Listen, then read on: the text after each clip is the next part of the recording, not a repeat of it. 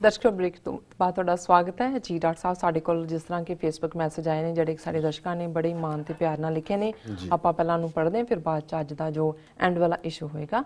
साडे कोल पहला मैसेज है कश्मीर विरक जी दा। लिखते हैं डॉक्टर साहब तुहानूं ते सारी टीम नूं वाहिगुरू जी का खालसा वाहिगुरू जी की फतेह। हमेशा इस तरह इन्होंने खालिस्तान जिंदाबाद दे नारे बुलाए ने। खालिस्तान जिंदाबाद जिंदाबाद जिंदाबाद जिंदाबाद जिंदाबाद। चौधरी अहमद इतफाक लिखते हैं डॉक्टर साहब nice and truth explanation of history thank you.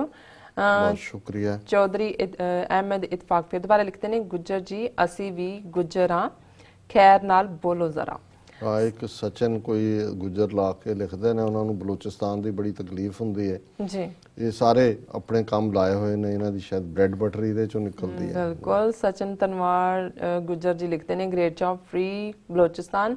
Amrik Singh Sindhar लिखते हैं टीवी 84 जिंदाबाद ग्रेट जॉब। मियाँ आसम खालिस्तान जिंदाबाद कहते हैं। सचिन तनवर गुजर फिर लिखते हैं बलूचिस्तान 2020। मियाँ आसम खालिस्तान 2020। सचिन तनवर गुजर फिर लिखते हैं बलूचिस्तान 2020 फिर दोबारा उन्होंने यही रिपीट किया है। मियाँ आसम फतेह बुलाते हैं वाहिगुरू जी का खालसा वाहिगुरू जी की फतेह। हरविंदर सिंह हरमोया भी फतेह बुलाते हैं। विक्रमजीत सिंह जी भी फतेह बुलाते हैं। निर्मलजीत कटरा भी सानू वाहिगुरू जी कहते हैं जी की फतेह। सुखविंदर सिंह खालसा फौज लिखते हैं वाहिगुरू जी का खालसा वाहिगुरू जी की फतेह। भुपिंदर सिंह भी फतेह बुलाते हैं। बलिहार सिंह कंग भी फतेह बुलाते हैं। खालसा सिंह कुलजीत भी फतेह बुलाते हैं।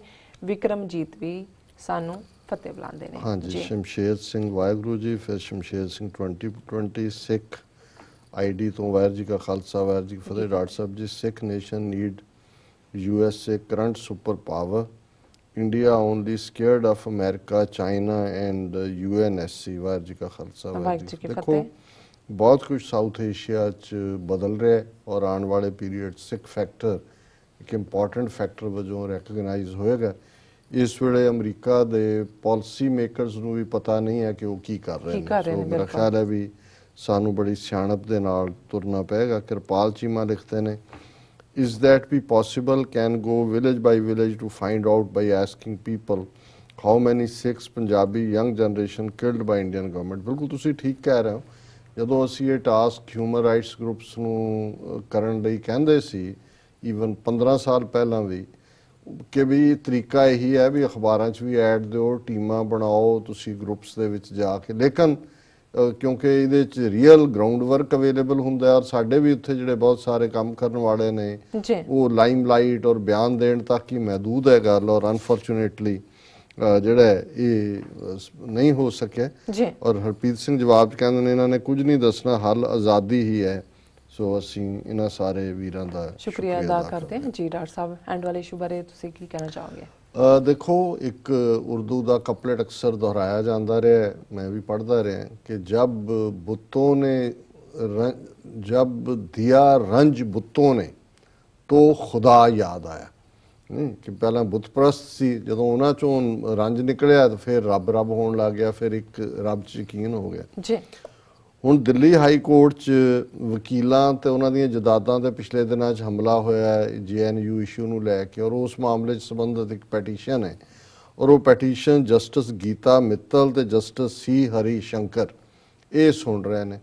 और उस पैटीशन के दौरान जिहड़ा कामेंट उन्होंने किया उन्होंने पंजाबी च उहदा इह बनदा है कि भी हाई कोर्ट के बेंच ने आम आदमी की सुरक्षा ते चिंता प्रगट करदिआं कहा जेकर 1984 सिख विरोधी हिंसा लई जिम्मेवारां नूं सज़ावां मिल जांदियां तां भारत हुण एक वखरी किस्म का देश ही होना सी। ये है कि जब दिया रंज बुतों ने तो खुदा याद आया कि जे नवंबर 84 के जिहड़े गुनाहगार सी उन्हां नूं सज़ा दित्ती जांदी तो फिर भारत डिफरेंट होना सी। ज़ाहिर है कि पहला उसे ही फिर लाइन दे विच 2002 च मुसलमानों का शिकार किया गया गुजरात च और जदों तुसी एक गुंडा छड्डिया बाहर जिदन उन्हें फिर कुत्ता जदों तक तो दूजे की लत्त फड़दा उदों तक तो ठीक है जो तुहाडे अपनी फड़ लई।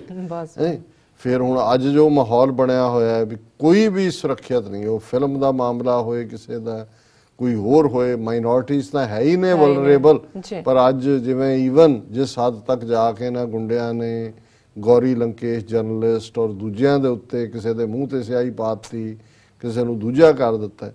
ਔਰ ਹੁਣ ਜਦੋਂ ਤੁਸੀਂ ਕਿਸੇ ਦੇ ਹੁਕਮਾਂ ਥੱਲੇ ਕੋਈ ਕੁਕਰਮ ਕਰਦੇ ਹੋ ਤੇ ਫਿਰ ਵਕਤ ਬੀਤ ਜਾਂਦਾ ਹੈ, ਤੁਹਾਨੂੰ ਲੱਗਦਾ ਹੈ ਕਿ ਵੀ ਮੈਂ ਹੁਣ ਇਕੱਲਾ ਰਹਿ ਗਿਆ। ਜਗਦੀਸ਼ ਟਾਈਟਲਰ, ਜਦੋਂ ਇਹ ਬਿਆਨ ਮੈਂ ਦੇਖਿਆ ਹਾਈ ਕੋਰਟ ਦੇ ਜਸਟਿਸਿਸ ਦਾ, ਤੇ ਜਗਦੀਸ਼ ਟਾਈਟਲਰ ਨੇ ਇੱਕ ਨਿੱਜੀ ਟੀਵੀ ਚੈਨਲ ਦੇ ਉੱਤੇ ਇੰਟਰਵਿਊ ਦਿੰਦਿਆਂ ਕਿਹਾ ਕਿ ਜੀ ਇਹ ਜਦੋਂ ਨਵੰਬਰ 84 ਦੇ ਪਹਿਲੇ ਹਫਤੇ ਜੋ ਹੋਇਆ, ਰਾਜੀਵ ਗਾਂਧੀ ਤਾਂ ਮੇਰੇ ਨਾਲ ਜਿਹੜਾ ਉਹ ਘੁੰਮ ਰਿਹਾ ਸੀ, ਸਾਰੀਆਂ ਆਬਾਦੀਆਂ 'ਚ ਅਸੀਂ ਗਏ ਜੀ। ਔਰ ਇਹ ਨਹੀਂ ਹੈ ਕਿ ਵੀ ਉਹ ਇੱਥੇ ਕੋਈ ਚੁੱਪ ਕਰ ਗਿਆ ਕਿ ਵੀ ਆਬਾਦੀਆਂ ਉਹ ਦੱਸਣ ਗਿਆ ਸੀ ਵੀ ਕਿੰਨੇ ਦੇਖਣ ਗਿਆ ਸੀ, ਕਿੰਨੇ ਮਾਰੇ ਆ। ਇਹ ਕਹਿੰਦਾ ਉਹਦੇ ਨਾਲ ਕੋਈ ਸਿਕਿਉਰਿਟੀ ਨਹੀਂ ਸੀ, ਕੋਈ ਕੁਛ ਨਹੀਂ ਸੀ, ਅਸੀਂ ਉਹ ਚੁੱਪ-ਚੁਪੀਤੇ ਰੱਖਿਆ ਸੀ।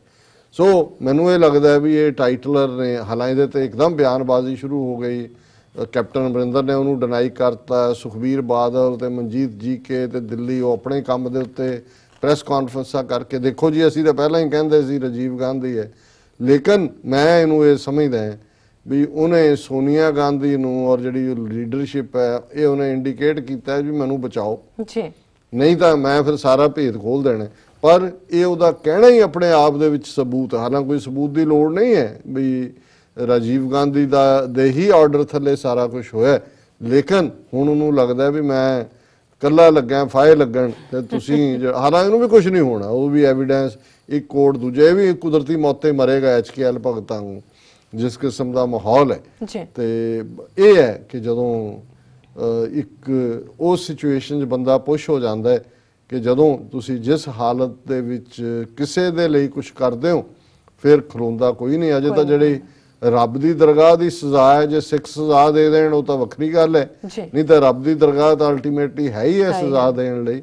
ਉੱਥੇ ਸੱਚੋ ਹੀ ਸੱਚ ਨਿਬੜੇ, ਚੁਣ ਵਖ ਕੱਢੇ ਜਜਮਾਲਿਆ, ਥਾਏ ਨਾ ਪਾਇਨ ਕੂੜਿਆਰ, ਮੂੰਹ ਕਾਲੇ ਦੋਜ਼ਖ ਚਾਲੇ। ਦੋਜ਼ਖ ਇਹ ਨਰਕਾਂ ਦੇ ਹੱਕਦਾਰ, ਦੋਜ਼ਖ ਦੇ ਹੱਕਦਾਰ ਜੀ। ਡਾਕਟਰ ਸਾਹਿਬ ਪ੍ਰੋਗਰਾਮ ਦੇ ਅਖੀਰਲੇ ਪਲਾਂ ਵਿੱਚ ਤੁਸੀਂ ਸਾਡੇ ਦਰਸ਼ਕਾਂ ਨੂੰ ਦੱਸ ਦਿਓ ਅੱਜ ਦਾ ਵਿਚਾਰ। ਅੱਜ ਦੇ ਵਿਚਾਰ ਲਈ ਅਸੀਂ ਪੰਜਵੇਂ ਪਾਤਸ਼ਾਹ ਦਾ ਸੂਹੀ ਰਾਗ ਦਾ ਸ਼ਬਦ ਚੁਣਿਆ ਜੀ। ਸੂਹੀ ਮਹੱਲਾ ਪੰਜਵਾਂ। ਬੈਕੁੰਠ ਨਗਰ ਜਹਾਂ ਸੰਤ ਵਾਸਾ, ਪ੍ਰਭ ਚਰਨ ਕਮਲ ਰਿਧ ਮਾਹੇ ਨਿਵਾਸਾ, ਸੁਣ ਮਨ ਤਨ ਤੁਝ ਸੁਖ ਦਿਖਲਾਵੋ, ਹਰ ਅਨਕ ਬਿੰਜਨ ਤੁਝ ਭੋਗ ਪੁੰਚਾਵੋ, ਅੰਮ੍ਰਿਤ ਨਾਮ ਪੁੰਚ ਮਨ ਮਾਹੀ, ਅਚਰਜ ਸਾਧ ਤਾਂ ਕੇ ਬਰਨੇ ਨ ਜਾਹੀ, ਲੋਭ ਮੂਆ ਤ੍ਰਿਸ਼ਨਾ ਬੁਝ ਥਾਕੀ, ਪਾਰ ਬ੍ਰਹਮ ਕੀ ਸਰਣ ਜਨ ਤਾਕੀ, ਜਨਮ ਜਨਮ ਕੇ ਭੈ ਮੋਹ ਨਿਵਾਰੇ, ਨਾਨਕ ਦਾਸ ਪ੍ਰਭ ਕਿਰਪਾ ਧਾਰੇ ਜੀ। ਹਿੰਦੂ ਵਿਸ਼ਨੂੰ ਮਤ ਦੇ ਵਿੱਚ ਵੈਸ਼ਨਵ ਮਤ ਨੂੰ ਮੰਨਣ ਵਾਲੇ ਵਿਸ਼ਨੂਪੁਰੀ ਨੂੰ ਬੈਕੁੰਠ ਕਹਿੰਦੇ ਨੇ ਕਿ ਵੀ ਉੱਥੇ ਵਿਸ਼ਨੂੰ ਔਰ ਉਸ ਦਾ ਗੁਰਮਤ ਦੇ ਵਿੱਚ ਬੈਕੁੰਠ ਸ਼ਬਦ ਤਾਂ ਬੈਕੁੰਠ ਜਾਂ ਕੀਰਤਨ ਤੇਰਾ ਬਹੁਤ ਸਾਰੀ ਗੁਰਬਾਣੀ ਦੇ ਵਿੱਚ ਥਾਂ ਕੋਟ ਹੁੰਦਾ ਹੈ। ਇਹ ਉਸ ਵਿਸ਼ਨੂੰ ਦੀ ਪੁਰੀ ਨਾਲੋਂ ਡਿਫਰੈਂਟ ਕਿ ਜਿੱਥੇ ਰੱਬ ਦੇ ਬੰਦੇ ਬੈਠ ਕੇ ਰੱਬ ਦੀ ਇਬਾਦਤ ਕਰਦੇ ਨੇ, ਰੱਬ ਨੂੰ ਯਾਦ ਕਰਦੇ ਨੇ, ਉਹੀ ਬੈਕੁੰਠ ਹੈ।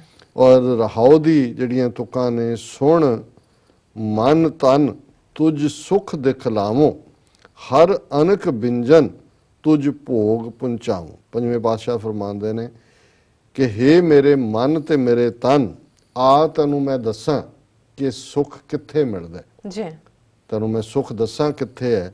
ਹਰ ਅਨਕ ਬਿੰਜਨ, ਬਿੰਜਨ ਹੁੰਦਾ ਅੱਡ ਅੱਡ ਸਵਾਦਲੇ ਭੋਜਨ, ਕਿ ਜਿੱਥੇ ਬਹੁਤ ਸਵਾਦ ਵਾਲਾ ਰਸ ਵਾਲਾ ਭੋਜਨ ਜਿਹੜਾ ਕਿ ਹਰ ਨਾਮ ਕਾ ਓਲਾ, ਓਲਾ ਜਿਹੜਾ ਉਹ ਚੋਲਾ ਖਾਣ ਨੂੰ ਵੀ ਕਹਿੰਦੇ ਨੇ। ਚੋਲਾ ਸਾਹਿਬ ਗੁਰਦੁਆਰਾ ਜੀ ਮਾਈ ਨੇ ਬੜੀ ਪਿਆਰ ਨਾਲ ਜਿਹੜੀ ਹੈ ਚੂਰੀ ਕੁੱਟ ਕੇ ਗੁਰੂ ਸਾਹਿਬ ਨੂੰ ਦਿੱਤੀ। ਸੋ ਰੱਬ ਦਾ ਨਾਂ ਚੋਲਾ ਵੀ ਹੈ, ਮਿਠਾਸ ਨਾਲ ਭਰਿਆ ਹੋਇਆ ਵੀ ਹੈ, ਓਲਾ ਵੀ ਹੈ, ਉਸ ਦਾ ਹੀ ਅਸੀਂ ਆਸਰਾ ਵੀ ਤੱਕਦੇ ਹਾਂ। ਹਰ ਅਨਕ ਬਿੰਜਨ ਤੁਝ ਭੋਗ ਪੁੰਚਾਵੋ, ਕਿ ਹੇ ਮੇਰੇ ਮਨ ਤੇ ਤਨ, ਆ ਤੈਨੂੰ ਮੈਂ ਦੱਸਾਂ ਕਿ ਸੁੱਖ ਕਿੱਥੇ ਹੈ। ਤੇ ਰੱਬ ਦੇ ਪਿਆਰ ਵਿੱਚ ਜੁੜ ਕੇ ਰੱਬ ਦਾ ਰਸਦਾਇਕ ਉਸ ਦਾ ਸਾਥ ਆਨੰਦ ਕਿਵੇਂ ਮਾਣਨਾ ਜੀ।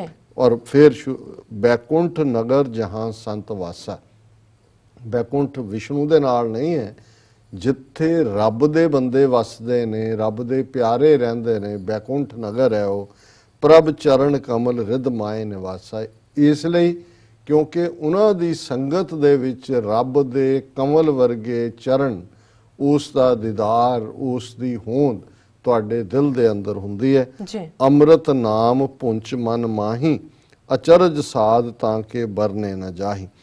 ਇਹ ਮੇਰੇ ਮਨ, ਉਸ ਅੰਮ੍ਰਿਤ ਵਰਗੇ ਨਾਂ ਨੂੰ ਮਨ ਦੇ ਅੰਦਰ ਪੁੰਚਾਉਣਾ ਹੁੰਦਾ, ਛਕਣਾ, ਉਸ ਨੂੰ ਗ੍ਰਹਿਣ ਕਰ। ਅਚਰਜ ਸਾਧ ਤਾਂ ਕਿ ਬਰਨੇ ਨਾ ਜਾਏ। ਉਸ ਫੂਡ ਦਾ, ਉਸ ਖੁਰਾਕ ਦਾ, ਉਸ ਦਾ ਇਹੋ ਜਿਹਾ ਸਵਾਦ ਹੈ ਅਚਰਜ, ਜਿਸ ਨੂੰ ਬਿਆਨ ਨਹੀਂ ਕੀਤਾ ਜਾ ਸਕਦਾ। ਲੋਭ ਮੂਆ ਤ੍ਰਿਸ਼ਨਾ ਬੁਝ ਥਾਕੀ। ਜਿਉਂ ਹੀ ਉਹ ਵਾਹਿਗੁਰੂ ਦਾ ਨਾਮ, ਉਹ ਸਵਾਦ ਸਾਡੇ ਅੰਦਰ ਵਸਦਾ ਹੈ, ਲੋਭ ਮੂਆ, ਅੰਦਰੋਂ ਜਿਹੜਾ ਲੋਭ ਹੈ, ਗਰੀਡ ਹੈ, ਉਹ ਖਤਮ ਹੋ ਜਾਂਦੀ ਹੈ। ਤ੍ਰਿਸ਼ਨਾ ਬੁਝ ਥਾਕੀ, ਤ੍ਰਿਸ਼ਨਾ ਡਿਜ਼ਾਇਰਸ, ਇਹ ਡਿਜ਼ਾਇਰਸ ਜਿਹੜੀਆਂ ਨੇ ਉਹ ਵੀ ਥੱਕ ਕੇ ਬੁਝ ਜਾਂਦੀਆਂ ਨੇ, ਖਤਮ ਹੋ ਜਾਂਦੀਆਂ, ਕਿਉਂਕਿ ਰੱਬ ਦੀ ਯਾਦ ਜਿਹੜੀ ਹੈ ਅੰਦਰ ਵਸਦੀ ਹੈ। ਪਾਰ ਬ੍ਰਹਮ ਕੀ ਸ਼ਰਨ ਜਨ ਤਾਕੀ। ਔਰ ਪੰਜਵੇਂ ਪਾਤਸ਼ਾਹ ਫਰਮਾਉਂਦੇ ਨੇ ਕਿ ਜਦੋਂ ਬੰਦਾ ਰੱਬ ਦੀ ਸ਼ਰਨ ਤੱਕ ਲੈਂਦਾ ਤੇ ਨਾ ਲੋਭ ਤੇ ਨਾ ਤ੍ਰਿਸ਼ਨਾ, ਨਾ ਗਰੀਡ, ਨਾ ਡਿਜ਼ਾਇਰਸ, ਇਹ ਮਨ ਦੇ ਵਿੱਚ ਨਹੀਂ ਹੁੰਦੀਆਂ। ਜਨਮ ਜਨਮ ਕੇ ਭੈ ਮੋਹ ਨਿਵਾਰੇ। ਉਹ ਵਾਹਿਗੁਰੂ ਸਮਰੱਥ ਬਖਸ਼ਣਹਾਰ ਸਤਿਗੁਰੂ ਸਾਡੇ ਅੰਦਰੋਂ ਡਰ ਤੇ ਅਟੈਚਮੈਂਟ, ਮੋਹ, ਉਹਨਾਂ ਸਾਰਿਆਂ ਨੂੰ ਦੂਰ ਕਰ ਦਿੰਦੇ। ਨਾਨਕ ਦਾਸ ਪ੍ਰਭ ਕਿਰਪਾ ਧਾਰੇ। ਪੰਜਵੇਂ ਨਾਨਕ ਫਰਮਾਉਂਦੇ ਨੇ ਕਿ ਉਹ ਨਿਰੰਕਾਰ ਅਲਟੀਮੇਟਲੀ ਜਦੋਂ ਕਿਰਪਾ ਕਰਦਾ, ਜਦੋਂ ਉਸ ਦੀ ਬਖਸ਼ਿਸ਼ ਹੁੰਦੀ ਹੈ, ਜਦੋਂ ਕਿ ਉਸ ਦੀ ਦਾ ਕਰਮ ਹੁੰਦਾ ਹੈ, ਉਸ ਦੀ ਦਾਤ ਹਾਸਲ ਹੁੰਦੀ ਹੈ, ਤੇ ਜਨਮ ਜਨਮ ਦੇ ਭੈ ਮੋਹ ਵੀ ਮਿਟ ਜਾਂਦੇ ਨੇ, ਅੰਦਰ ਰੱਬ ਦਾ ਨਾਮ ਵੀ ਆ ਜਾਂਦਾ ਹੈ, ਲੋਭ ਤੇ ਤ੍ਰਿਸ਼ਨਾ ਵੀ ਖਤਮ ਹੋ ਜਾਂਦੇ ਨੇ, ਔਰ ਹਰ ਪਾਸੇ ਜਿਹੜਾ ਉਸ ਵਾਹਿਗੁਰੂ ਦਾ ਦੀਦਾਰ ਹੁੰਦਾ ਹੈ, ਔਰ ਇੱਕ ਰਸ ਦੇ ਵਿੱਚ ਜਿਹੜਾ ਉਹ ਇਨਸਾਨ ਹਮੇਸ਼ਾ ਭਰਿਆ ਹੁੰਦਾ। ਜੀ ਡਾਕਟਰ ਸਾਹਿਬ, ਤੁਹਾਡਾ ਬਹੁਤ ਬਹੁਤ ਸ਼ੁਕਰੀਆ। ਅੱਜ ਦੇ ਤੁਸੀਂ ਅਹਿਮ ਇਸ਼ੂ ਤੇ ਅੱਜ ਦਾ ਵਿਚਾਰ ਸਾਡੇ ਦਰਸ਼ਕਾਂ ਨਾਲ ਤੁਸੀਂ ਸਾਂਝਾ ਕੀਤਾ। ਇਸ ਨਾਲ ਆਪਣੇ ਵਿਊਅਰਸ ਕੋਲ ਲੈਣੀ ਇਜਾਜ਼ਤ। ਵਿਊਅਰਸ, ਤੁਹਾਡਾ ਬਹੁਤ ਬਹੁਤ ਸ਼ੁਕਰੀਆ। ਤੁਸੀਂ ਆਪਣੇ ਕੀਮਤੀ ਸਮੇਂ ਵਿੱਚ ਸਮਾਂ ਕੱਢ ਕੇ ਤੁਸੀਂ ਆਪਣੇ ਰਾਏ ਤੇ ਸੁਝਾਅ ਸਾਨੂੰ ਭੇਜੇ ਨੇ, ਤਾਂ ਇਸ ਤਰ੍ਹਾਂ ਭੇਜਦੇ ਰਹਿਣਾ ਸਾਡੇ ਇਸ ਪਤੇ ਤੇ SOS@tv84.tv ਤੇ। ਅਸੀਂ ਆਪਣਾ ਪ੍ਰੋਗਰਾਮ ਲੈ ਕੇ ਫਿਰ ਦੁਬਾਰਾ ਤੁਹਾਡੇ ਸਨਮੁਖ ਹੋਵਾਂਗੇ। ਤਦ ਤੱਕ ਲਈ ਮੈਨੂੰ ਤੇ ਆਪਣਾ ਸੁਣਾ ਗਿਆ ਦਿਓ। ਦੇਖਦੇ ਰਹੋ TV84। ਬੁਲਾ ਦਿਓ ਫਤਿਹ। ਵਾਹਿਗੁਰੂ ਜੀ ਕਾ ਖਾਲਸਾ, ਵਾਹਿਗੁਰੂ ਜੀ ਕੀ ਫਤਿਹ।